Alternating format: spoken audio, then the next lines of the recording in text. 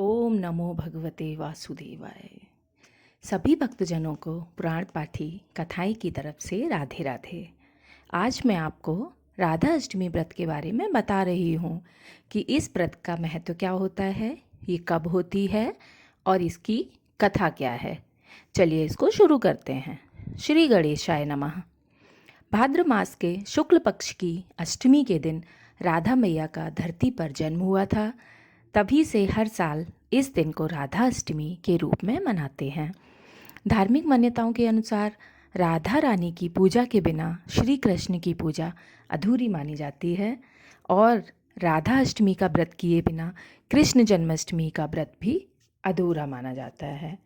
इस साल राधा अष्टमी 23 सितंबर 2023 को मनाई जाएगी।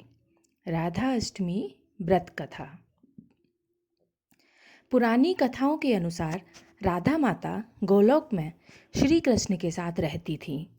एक बार राधा जी गोलोक से कहीं बाहर गई हुई थीं और जब वापस आईं तो देखा कि कृष्ण भगवान गोलोक में नहीं हैं।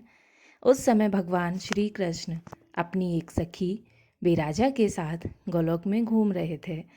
यह बात जब राधा जी को मालूम हुई तो उन्हें गुस्सा आया और वो सीधे उनके पास पहुंच गईं। वहाँ पहुंचकर उन्होंने भगवान श्री कृष्ण को काफ़ी बुरा भला कहा। राधा जी का ऐसा व्यवहार देखकर भगवान श्री कृष्ण के मित्र सुदामा को बहुत बुरा लगा और उन्होंने राधा जी को पृथ्वी पर जन्म लेने का श्राप दे दिया। राधा रानी को इतने गुस्से में देखकर श्री कृष्ण भगवान की सखी विराजा भी वहाँ से चली गई। इस श्राप के बाद राधा जी ने बदले में सुदामा को श्राप देते हुए राक्षस कुल में जन्म लेने का श्राप दे दिया। राधा रानी के द्वारा दिए गए श्राप के कारण ही सुदामा जी का जन्म शंखचूड़ दानव के रूप में हुआ था।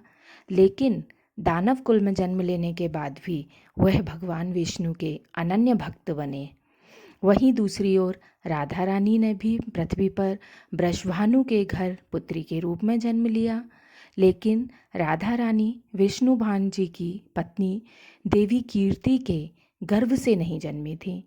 दरअसल जिस समय सुदामा और राधा रानी ने एक दूसरे को श्राप दिया तब भगवान श्री कृष्ण ने राधा रानी से कहा कि आपको पृथ्वी पर देवी कीर्ति और वृषभानु जी की पुत्री के रूप में रहना है और जब आप विवाह के योग्य हो जाएंगी तो आपका विवाह मनुष्य के अवतार में रायाण नामक एक वैश्य से होगा। हालांकि वह भी मेरे अंशावतारों में से ही एक होगा। आप धरती पर भी मेरी प्रियतम बनकर रहोगे, परंतु हम दोनों को वहाँ बिछड़ने का दुख सहना होगा।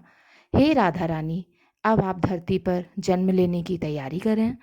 सांसारिक दृष्टि से देवी कीर्ति गर्भवती हुई और उन्हें प्रसव भी हुआ, लेकिन देवी कीर्ति के गर्भ में योग माया की प्रेरणा से वायु का प्रवेश हुआ और उन्होंने वायु को ही जन्म दिया। जब वह प्रसव पीड़ा से गुजर रही थी उसी समय वहाँ देवी राधा रानी एक प्यारी सी कन्या के रूप में प्रकट हुई। जिस दिन राधा रानी प्रकट हुई वह भाद्रपद शुक्ल पक्ष अष्टमी का दिन था। इसलिए भाद्रपद शुक्ल पक्ष अष्टमी को राधा रानी अष्टमी के रूप में मनाया जाता है। इस दिन भगवान श्री कृष्ण और राधा रानी की पूजा की जाती है। इस व्रत को करने से हमें सभी सांसारिक सुख आनंद प्राप्त होते हैं। मान्यता के अनुसार इस व्रत को करने से धन की कमी नहीं होती और घर में बरकत बनी रहती है।